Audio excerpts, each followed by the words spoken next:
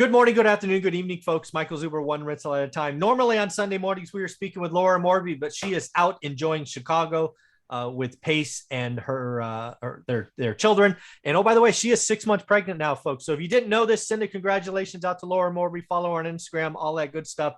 Yes, she is actually starting the show. I had a conversation with her the other day. But in the meantime, we have the one and only, what is it called? CNBC Millennial Millionaire. Todd Baldwin, did I say that right? That's what they called me. Yeah, it's a little bit of a cocky title, but hey, gets clicks, man. Well, what I consider you is really a financial genius. We did a show and you about the cheat code to wealth, right? You've actually created stuff for my course, which I am graciously or so happy with. So thank you for that. People are loving it. You took a $19,000 investment in a 500K house, made $2,000 a month, and then 300 grand when you sold. More and more people need to hear this stuff. So do you want to say anything else about your introduction before I introduce topic number one?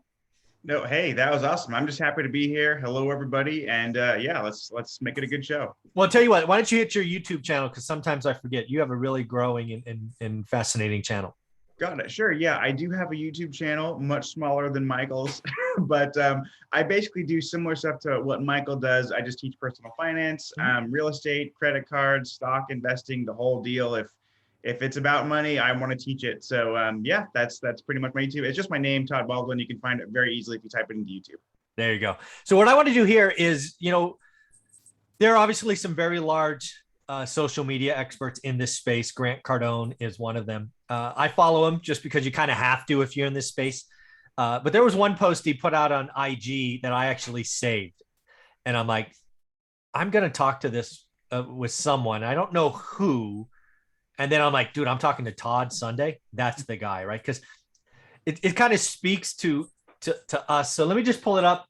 You don't know what it is yet. So I like to spring these things on people. Yeah, this is new.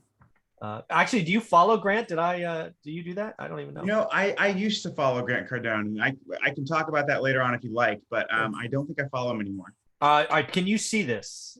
Yes. Okay, so cool. I see the first thing, wealth hacks. Yeah. And it is a list of like 6 things. Yeah. So can you see it okay, or is it kind of small? I don't know what's going on. I can see it. Okay, cool. So I don't know.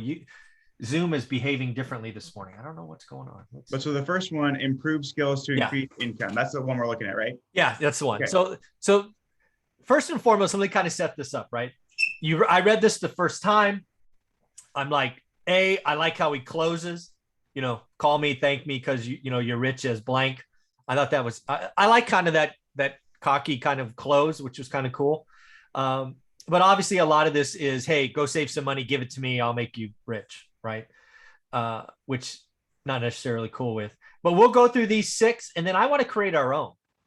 That's what I want to do here. Awesome. So again, we'll just go through and we'll talk about them sort of one by one. So he actually thinks the first thing is improve your skills to increase your income. I'm not sure that's where it starts, but there's his approach basically is, hey, go make a lot more money. Mm-hmm. Right. What do you think? Step 1.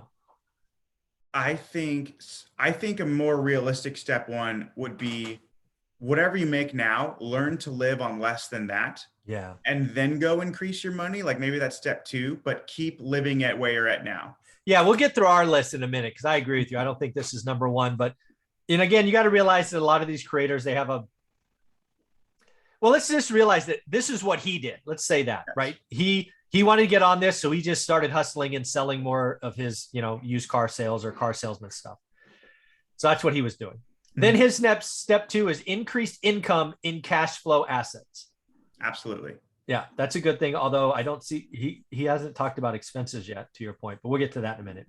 3, maintain discipline. Oh, here it is. Maintain discipline with standard of living. A la don't increase your lifestyle, right? Yes. Okay, it's there. Reinvest passive income till it exceeds earned income. This is what Dion from Dion Talk calls income snowball, which is kind of cool. What do you think about that one? Yeah, absolutely. I think it's brilliant. Right. In your world, this is house hacking that first $500,000 house with 19 grand. You're being paid to live for free and getting $2,000 a month. Right. So you take that $2,000 and don't splurge on a fancy whip. You save it for the next down payment. Right. I'm sporting the same car that I was driving in college, and my income this year is like, my net income this year is like 1.4 million. So Woo! yeah, I live cheap, man. That is a year, right? $1.4 million in a 12-month period. That's Mhm. pretty cool. So what did he has number 5? And now improve your standard of living with what does that say? Oh, from surplus passive income. So basically buy the fancy stuff off the cash flows, I think what he's saying. Yes. Yeah, absolutely. Don't use your active income to buy your toys. Use your active income to invest, and Right. the money that the investments bring in, you can use that to buy whatever you want. Okay. I like that. And then of course, call and thank me because you're rich as blank. I thought, I like the close. I got to tell you that close is like, yeah. Yep. Yeah. So now let's talk about how we see this, right? Because I think there's a few, like there's at least a step 0 for me that's missing. Mhm. And I think it's a lot about what you kind of said right up front. So why don't you talk about that some more? Yeah, and first, I think it's important to recognize that there are people out there that are living sort of like at the brink of poverty, and Yep. so a list like this might seem offensive, like, oh, just increase my income, like, I'm a maid and I work 80 hours a week and I make no money, like, right? So Yeah. I think it's all good stuff, but it comes from like a level of like, well, you have to have the wherewithal and the knowledge to be able to do that in the first place. Right. I personally think that if you can't manage $10,000, you can't manage $1 million. Yeah. So learn to live on less than you make. And I understand, again, it's harder for some than others, but there was a time in my life where I was making minimum wage, Mhm. and I focused really hard on saving as much as I can, living on as little as possible. And that way, then when I'm making more money, I can basically keep similar ratios. And Yeah. so that for me, learning how to live on less than you make would be step 1. Yeah. So for me, step 1 is because again, it's interesting, right? My journey to find a better financial future starts at 30 after being an idiot for 10 years. So my first step is go figure out what you're spending now, Mm-hmm. right? Then you take that and you figure out, you have an honest discussion about needs versus wants, and you start racking wants for a while. Mm-hmm. That's how I was able to go from spending 100% to spending 50%. Is we just got maniacal about removing wants, Mm-hmm. so that we can increase. Because for us, it was about, because we had, my wife had a salary job, maybe, small bonuses. I was in the commission job. So again, I had the ability to really blow it out. But we had to get comfortable living on my base. And then the commission became extra. That became seeds for cash flow units. But for me, it really step 1 is understanding where you are in life right now. If you're a high school kid, congratulations. If you're out of college and you started, flexing, you got a new, 60-year or 60-month car payment, you kind of are where you are. So for me, it all starts with looking yourself in the mirror, having an honest and perhaps very tough discussion about what you're spending now. And some people need to track it. I mean, Todd, it is embarrassing. I've had hundreds of people tell me what they think they spend a month, and then they track it and they're like, oh my God, I was off by a factor, right? So that's a step 1 for me. Yeah, I think that's great. You got to know where your money's going. Yeah, you got to know where your money going.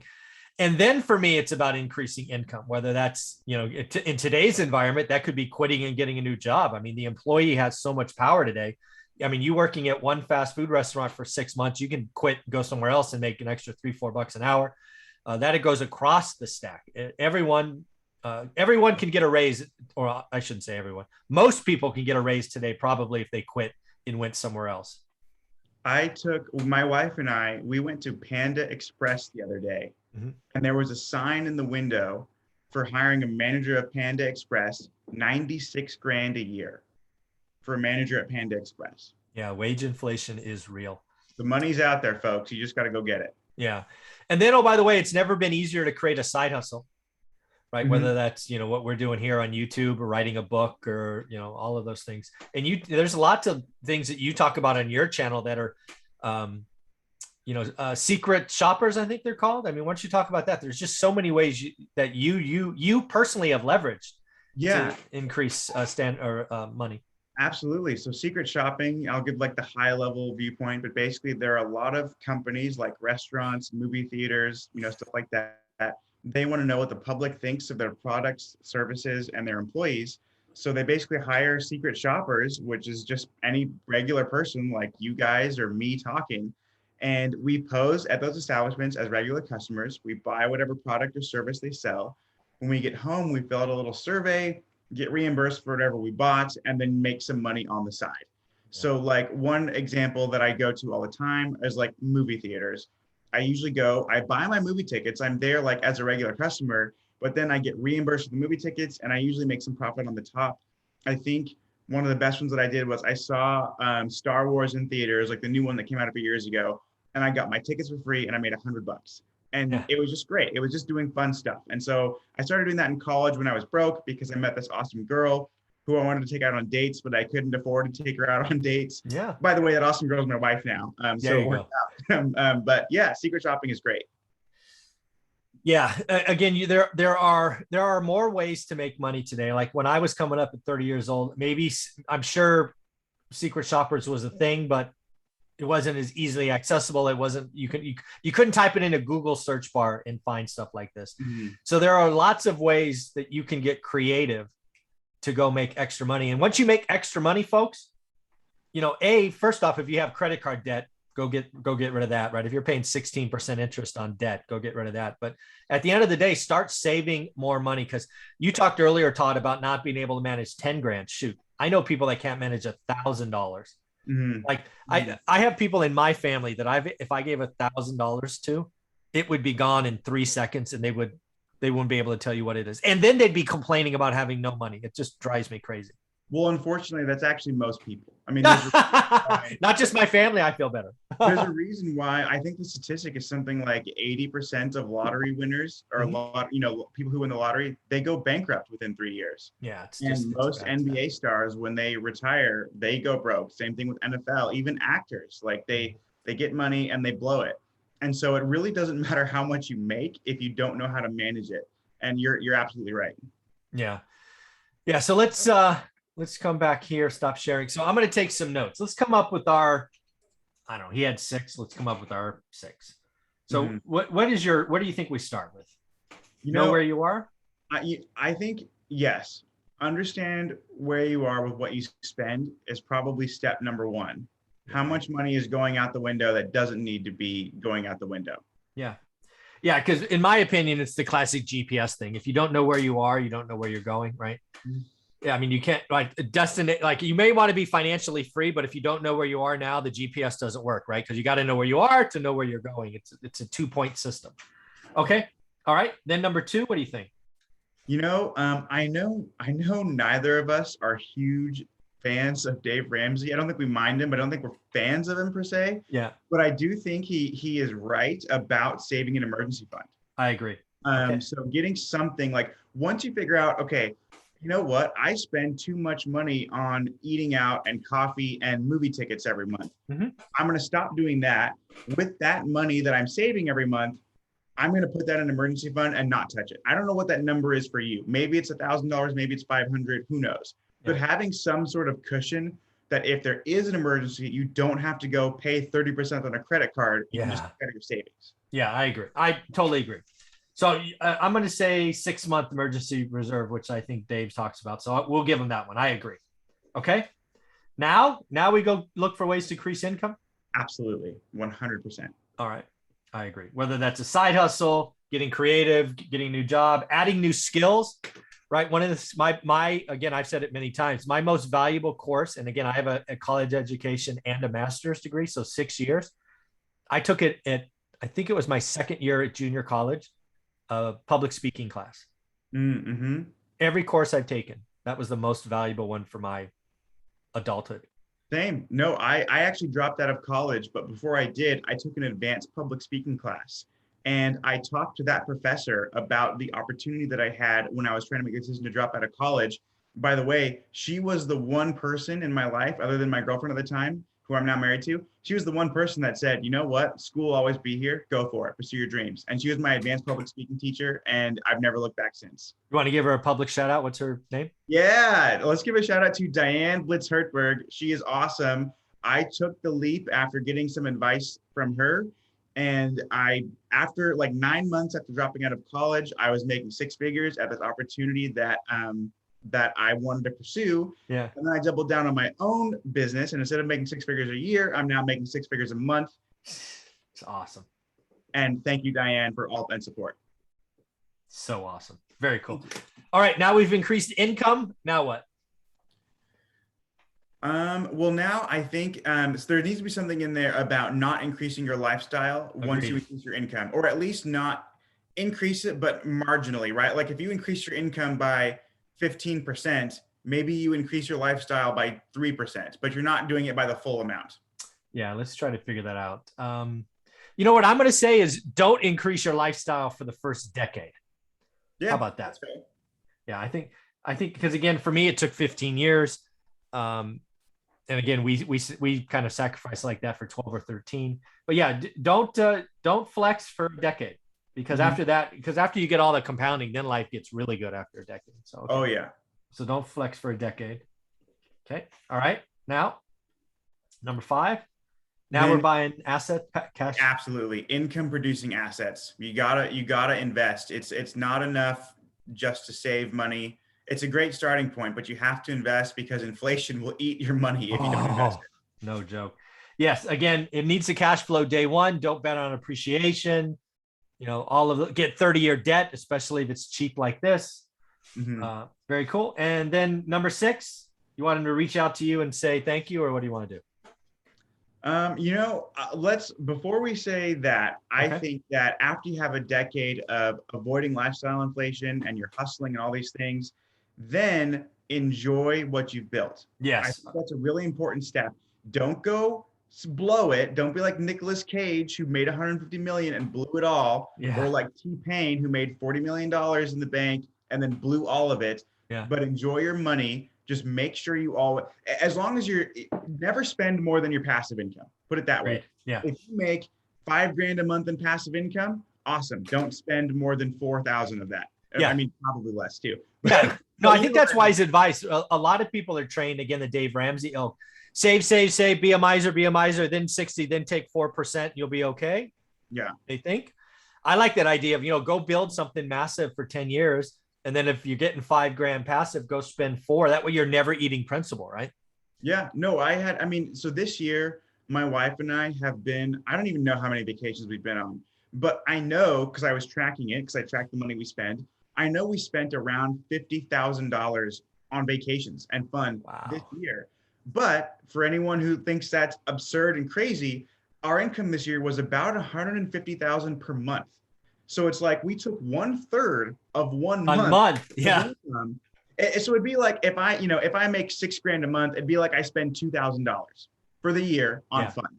That's fine, right? So when you increase your income, you can increase your funds and spending. Just don't overdo it. Keep the ratios the same. Yeah, I agree. I love that. Yeah, I got to admit, that was one of the hardest things for me to figure out, was how to go from running up the hill to enjoying life a little bit. So, that's awesome. All right. And then they can reach out to us and say thank you. And then we go to a nice meal. They could buy dinner somewhere. Absolutely. Yeah. Once they're rich as F, as John said, they can buy us some steak and some beer. There you go. I like it, man. Well, do me a favor one more time. How can people follow you and get part of your world? This has been a lot of fun. Awesome. Yeah. On Instagram, it's just my name at Todd J. Baldwin. And on YouTube, same thing, except without the J. Just Todd Baldwin on YouTube. And I'd be happy to answer any questions you guys have. Thank you, man. Take care.